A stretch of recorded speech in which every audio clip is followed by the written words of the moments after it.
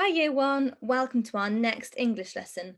For today's lesson you're going to need my waggle with the success criteria and my paragraph underneath.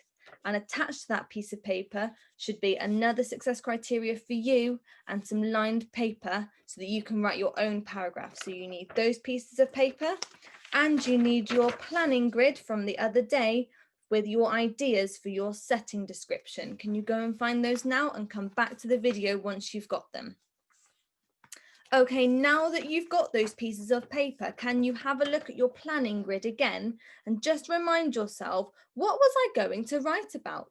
What am I going to include in my setting description? You can pause the video now to have a read of that and maybe talk about it with your mummy and daddy before we get started.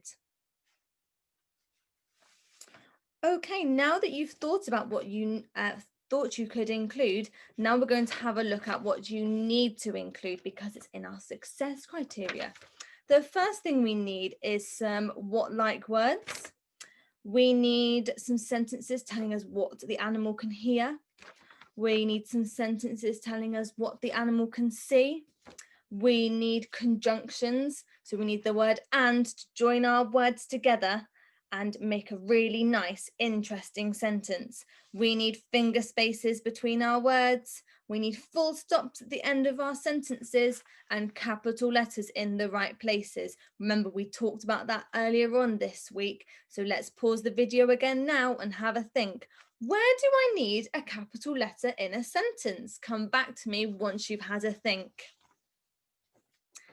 So I'm going to read you the first sentence from my waggle now. You can follow along with your finger so you can see what I'm reading as I'm reading it out to you.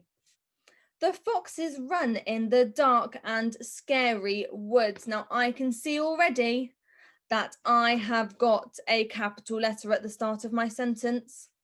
I have got finger spaces in between my words. I've got a full stop at the end of my sentence. I've got two what-like words. So I haven't just said the fox is running in the woods. I've said the fox is running in the dark and scary wood to not only make my sentence even longer and more interesting, but to tell you what it looks like. Because how are you going to imagine my woods in my head if I'm not giving you some what-like words to tell you all about it? I've also used and to join those two what-like words together. I'd like you to have a go now. Look at your planning grid. I've given you some sentence starters to help you out. Your first sentence could start with, in the woods, the owl can hear foxes running in the tall green grass. There's another idea. Okay, now we need to remember that our setting description is about the animal you were writing about last week. So that will either be a fox, a rabbit, or a squirrel. We're going to do that because then we've got some ideas in our head already. Where does your animal live? And what does it look like? Don't forget to use your sound mats to help you sound out the tricky words that you don't know, as well as our success criteria to make sure you're including everything you need in your sentences. You could even tick the things off on the list as you're going along to make sure that you're including everything in your work. I'm really looking forward to reading your amazing setting descriptions. Have fun, and I'll see you next time. Bye.